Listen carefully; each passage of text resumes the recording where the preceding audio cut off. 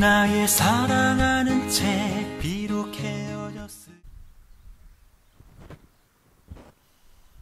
안녕하세요. 나의 사랑하는 책, 오늘은 한눈에 보는 종교개혁 키워드라는 책을 여러분에게 소개해 드릴까 합니다. 이 책은 미국에서 덴버 신학교에서 교수로 사역하고 계시는 정성욱 박사님께서 20여 년 전에 쓰셨던 책입니다. 제가 다니던 신학대학원 은사님이시기도 한데요. 저도 이 책을 신학대학원 다닐 때 읽었던 기억이 있습니다. 이 책은 종교개혁의 중요한 가르침들을 일목요연하게 잘 정리해서 우리 성도들로 하여금 쉽게 배울 수 있도록 도와주는 책이며, 또 종교개혁의 관점에서, 종교개혁자들의 시각에서 한국 교회를 바라보면서 한국 교회의 여러 가지 문제점들에 대해서 날카롭게 진단하고, 그리고 종교개혁자들의 가르침으로 돌아가서 이 한국 교회가 가지고 있는 이러한 문제점들을 어떻게 또 해결할 것인지에 대한 그러한 해결점들, 적용점들을 우리에게 기록하고 있는 그런 아주 유익한 책입니다.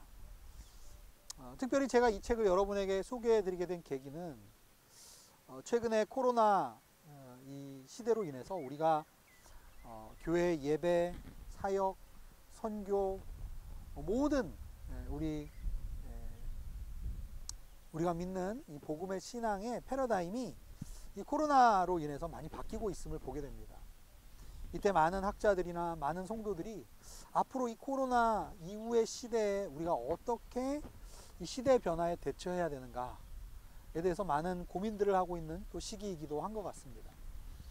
저는 다시 한번 이 책을 제 서재에서 꺼내서 읽어보면서 20여 년 전에 쓰여졌던 책인데, 아직도 이번 코로나 사태로 인해서 드러나게 된 많은 한국 교회의 부끄러운 민낯들이 이 책에 지적되고 있는 그러한 문제들에 기인하고 있다는 것을 또한 발견하게 되고, 어떻게 보면 한국 교회가 1990년대 이후부터, 이 책이 출간된 이후부터 안고 있었던 그 문제점들이 어떻게 보면 이번 코로나 사태로 인해서 더 많이 부각이 되고 있는 것이 아닌가라는 생각을 하게 되면서, 어떻게 보면 좀 씁쓸한 마음도 들고, 또 그렇지만 우리가 다시 한번 종교개혁자들의 이 신앙의 선배들의 이 가르침에 귀를 기울이면서 다시 한번 우리가 본질로 돌아가야 되겠다라는 그러한 생각을 해보게 됩니다. 자, 그러면 여러분께 구체적으로 이 책의 내용에 대해서 잠시 좀 소개를 하도록 하겠습니다. 종교개혁자들의 여러 가지 가르침 중에 정성욱 교수님이 제일 먼저 이야기하고 있는 부분은 오직 성경으로 라는 종교개혁자들의 가르침입니다. 솔라 스크립투라라고 하죠. 오직 성경으로. 중세시대에 교황이라든지 교회의 권위가, 목회자나 조직의 권위가 성경보다 더 높이 있었기 때문에 교회의 타락과 여러 가지 문제점들이 이제 발생했다고 종교개혁자들은 지적을 하고 있습니다. 성경보다 우선되어지는 권위는 없습니다. 우리의 구원과 우리의 삶에서, 우리의 신앙에서, 우리의 일터에서 종교개혁자들은 성경이 명료성과 충분성을 가지고 있다라고 이야기를 합니다. 명료성은 무엇이냐면, 성경은 어떠한 사람이 읽어도, 어떤 교육 배경이나 어떤 인종이나 어떤 배경에 있는 사람들이 그 성경을 읽더라 하더라도 그 성경은 명료하게 하나님의 진리에 대해서 우리에게 계시해 주는 책이라고 이야기를 하는 거죠. 그리고 두 번째로, 성경은 충분성을 가지고 있다.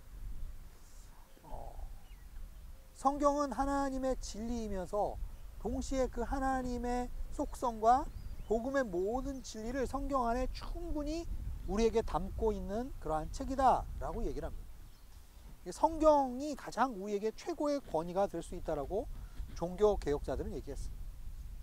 그래서 교황이라든지 또 카톨릭 교회라든지 아니면 어떤 특정 사제들에게 권위가 있는 것이 아니라 그들의 권위도 결국은 성경에서부터 비롯된 것이다. 우리가 성경으로 돌아가야 된다라고 얘기를 했습니다. 그래서 많은 종교개혁자들이 이 성경을 일부 사제들에게만 읽히는 것이 아니라 일반 성도들에게 성경을 읽히게 하기 위해서 자국어로 된 번역한 성경을 번역했던 그 종교개혁자들의 노력이 있었습니다.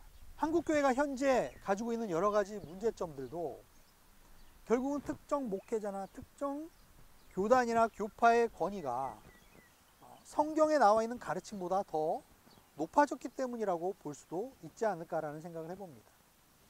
요즘에 한국교회의 많은 강단에서 정말 죄에 대한 신랄한 지적, 그리고 하나님의 그 전적인 은혜, 인간의 전적인 타락, 하나님의 심판, 이런 거에 대한 성경의 아주 본질적인 가르침을 성도들이 받아들이고 환영하기보다는 어떻게 보면 약간 심리학적인 메시지, 어떻게 보면 경영학적인 그런 메시지, 즉 세상에서 사람들이 좋아하는 트렌디한 그러한 내용들이 강단에서 다루어지고 있다는 그러한 지적도 이 책에서는 기록되어 있습니다. 생각 외로 한국의 많은 성도들이, 평신도들이 아직도 성경에 대해서 무지한 사람들이 많고, 또 한국 교회 강단에서 전해지는 메시지 가운데 목회자들이 성경에 근거하지 않은 자신의 생각이나 자신의 이념적인 그러한 가르침을 가지고 성도들에게 목회자의 권위로서, 교회의 권위로서 그러한 가르침을 전달했을 때 성도들이 아무런 비판 의식이나 어떠한 생각도 없이 그대로 받아들이는 경우들. 그래서 교회와 또 교인들이 성경적인 어떤 사고방식이나 성경적인 그러한 행동, 성경적인 삶을 세상 가운데 나타내기보다는 성경적이지 않은 그러한 모습들, 세상의 학문의 모습들, 세상의 이념의 모습들이 이렇게 나타나게 될 때 교회가 결국은 이 세상에 손가락질을 받게 되고 어려움에 있게 된다라는 거죠. 그래서 이 책에서는, 이 책의 저자는 결국은 모든 성도들이 성경을 스스로 읽고 묵상하고, 그리고 그 하나님 말씀 가운데서 신앙이 성장할 수 있도록 영적인 지도자들이 신앙 교육에 있어서 성경을 가장 중요한 위치에 놔야 된다라고 얘기하고 있습니다. 그리고 그 성경이 우리 교회의 사역과 모든 것에 결국은 기준이 되어야 하고, 그리고 우리 교회가 존재할 수 있는 가장 큰 권위는 성경에서부터 일어나야 된다라고 이야기를 하고 있는 것입니다. 두 번째로 종교개혁자들의 가르침 중에 중요한 가르침은 오직 은혜라는 가르침이죠. 솔라 그라티아, 오직 은혜. 카톨릭 시대에, 중세의 시대에는 보면 인간의 노력, 인간의 자유의지, 인간의 공로를 쌓는 것에 대한 강조를 많이 했습니다. 그래서 카톨릭에서는 중세 시대에 면죄부를 이제 팔기도 했고, 그래서 면죄부를 돈을 주고 교회에다가 낸 사람은 심지어 죽은 가족들이나 친지들도 천국으로 인도할 수 있다라는 그러한 아주 왜곡되고 잘못된 신앙의 모습들이 있었습니다. 은혜의 복음이 희석되고 인간의 자유의지와 인간의 노력과 업적이 강조될 때 교회는 결국 타락하게 되어 있습니다. 왜냐하면 인간의 노력을 강조하고, 인간의 명예를 강조하고, 인간적인 만족을 강조하고, 세상적인 어떤 그러한 기준들이 교회 안에 들어오면서 교회가 타락을 하게 되는 것이기 때문입니다. 정성욱 교수님은 이 책에서 한국교회가 가지고 있는 성도들의 신앙 가운데 있는 문제점, 즉 은혜의 복음이 희석되고 정말 은혜의 복음이 온전히 교회 안에서 성도들의 삶 가운데 있지 못할 때 두 가지 문제가 생긴다고 합니다. 첫 번째는 방종주의, 두 번째는 율법주의입니다. 방종주의는 결국은 신앙을 이미 구원을 받았기 때문에, 이미 천국에 가는 게 정해져 있기 때문에 그 이후의 삶을 어떻게 살아도 상관없다라는 그러한 신앙의 모습이죠. 우리 한국교회 많은 이단들 중에 구원파의 교리가 바로 그러한 방종주의에 기반을 두고 있는 그런 가르침이라고 할 수가 있겠습니다. 여러분, 율법주의는 또 그 반대죠. 구원을 이루기 위해서 인간의 노력과 율법을 지킴으로써 우리가 구원을 받을 수 있다는 율법주의. 그런데 이 율법주의가 지나치게 되면 어떻게 됩니까? 공로를 쌓고 자신이 생각하기에 의롭다고 생각하는 행위들을 이제 한 사람들만 우리 진영으로 받아들이게 되는 진영 논리가 교회 안에 생기게 됩니다. 즉, 인간의 업적, 공로, 노력을 강조하는 이 율법주의적인 신앙에서 결국 이것을 강조하게 되면 교회 안의 분열과 또한 교회 안의 경쟁, 그리고 교회 안의 내분을 겪게 되는 그러한 원인을 제공하게 됩니다. 최근에 한국 교회의 안타까운 모습 중에 하나는 교회 안의 심각한 이념 논쟁, 교회 안의 진영 논리, 또 교회 안의 세대 간, 계층 간, 또 이념, 또 성별, 이런 것으로 인해서 교회가 굉장히 나눠져 있는 그러한 모습을 우리가 보게 됩니다. 그럼 은혜의 신앙에 우리가 기초하지 않으면은 우리가 예수 그리스도의 십자가 앞에 모두 죄인이며 우리는 정말 하나님의 은혜로만 구원받을 수 있다라는 그 인식이 우리 가운데 희박해지게 되면 교회 안에 일어나는 분쟁이나 교회 안에 일어나는 분열, 다툼, 이런 것들을 결국은 인간적인 방법으로 해소할 수밖에 없는 그러한 위치에 있게 되는 현상이 일어나게 되는 거예요. 물론 교회 안에 같은 공동체 안에서도 이념적인 성향이 다를 수 있어요.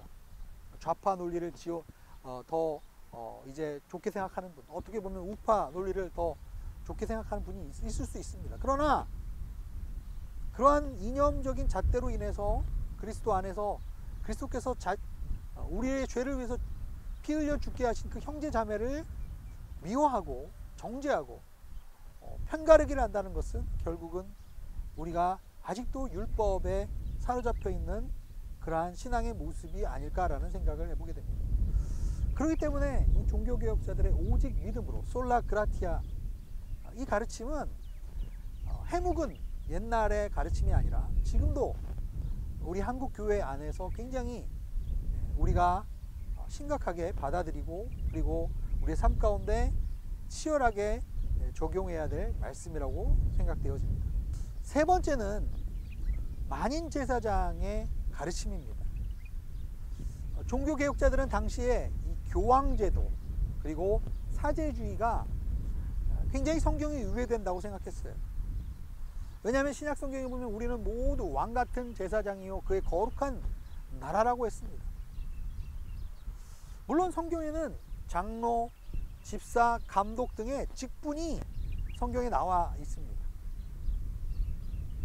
그러나 이런 성경에 나와 있는 이 직분들은 은사와 직임의 차이이지 계급과 신분의 차이는 아니라는 거죠.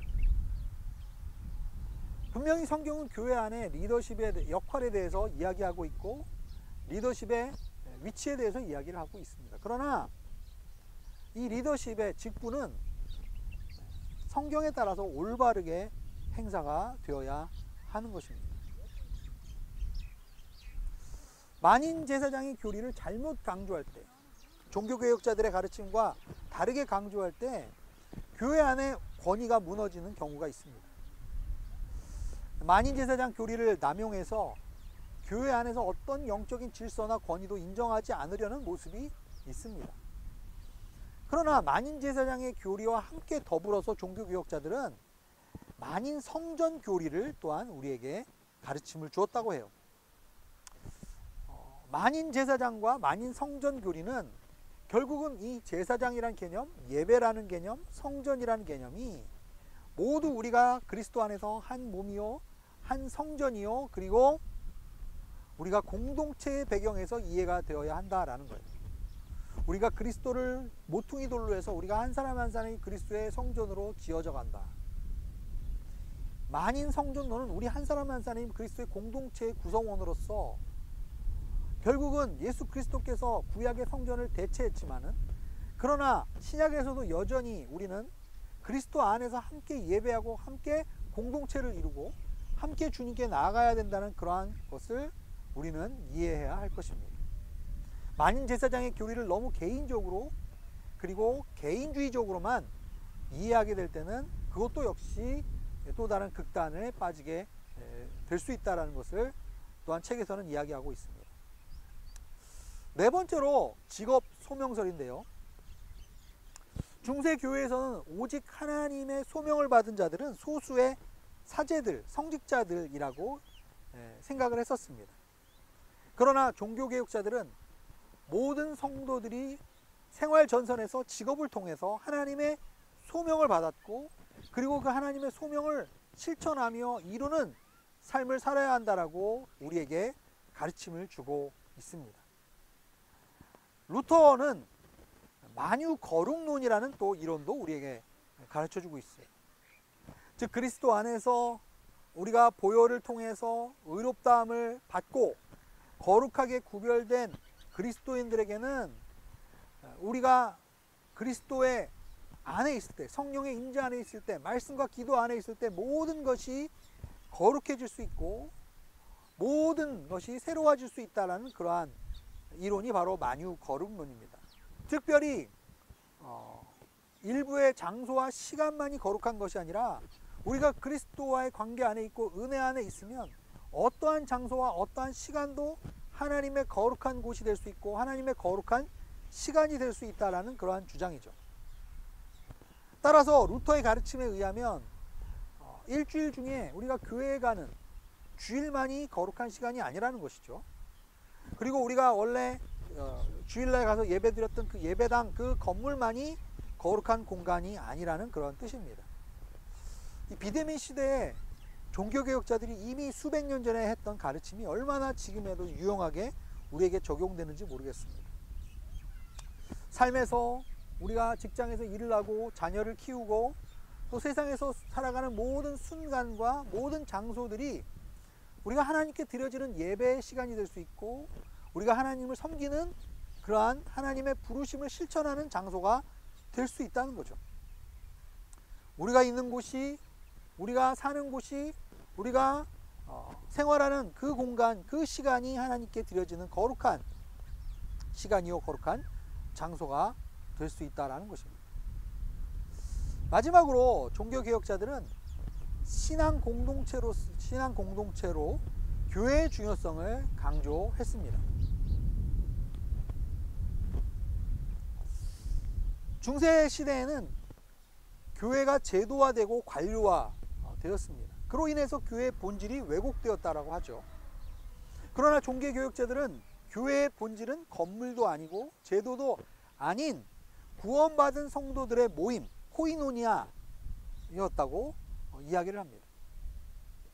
그럼 코이노니아는 단순한 그냥 친목이 아니라 그리스도의 사랑과 말씀 가운데서 함께 섬기고 함께 예배하고 함께 동역자로서 함께 공동체를 이뤄나가는 것이 코이노니아의 정신이라고 할 수가 있습니다. 신앙 공동체에 있는 교회는 어떠한 역할입니까? 종교개혁자 칼빈은 교회를 우리의 영적인 어머니라고 얘기를 합니다. 하나님 아버지께서 우리의 영적인 아버지가 되시고 교회는 우리의 영적인 어머니라고 설명했어요.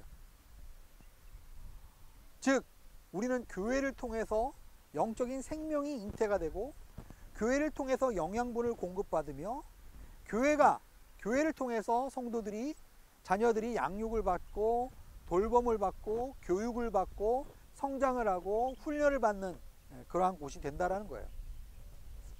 이 종교개혁자들이 이 교회가 공동체로서의 교회, 영적인 어머니의 역할을 하는 교회의 역할을 우리가 생각해 본다면 이 코로나 시대의 교회의 자리매김, 코로나 시대의 교회의 역할이 어떠해야 되는지에 대해서 우리가 다시 한번 확인해 볼 수 있는 좋은 가르침이 아닌가라는 생각을 하게 됩니다.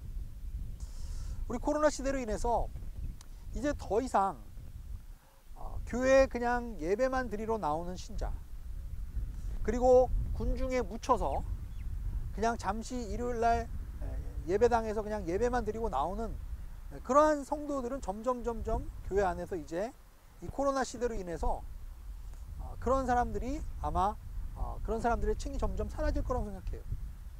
결국은 이 코로나 시대 가운데 이제는 교회를 공동체로 생각하고 그 안에서 양육받고 함께 교제하고 함께 코이노니아를 이루고 함께 섬기는 그러한 공동체 안에서의 신앙생활을 하는 신자들이 이 코로나 시대에는 오히려 신앙이 더욱 성장하고 더욱 자라나게 되고 더 열매를 맺게 될 것입니다. 공동체, 교회 공동체가 이러한 교회 본질을 결국 최대한 살리게 될 때 결국은 코로나 시대 이후에도 이러한 교회들이 하나님의 부르심에 따라서 정말 진정한 교회를 이 땅 가운데 교회의 모습을 나타내게 될 것이라는 그러한 확신을 이번 책을 읽으면서 가지게 됩니다. 종교개혁자들은 교회에 있어서 중요한 세 가지 표지가 있다라고 얘기했어요. 첫 번째는 하나님의 말씀, 복음의 진리가 바르게 전파되어야 된다라고 얘기를 했고요.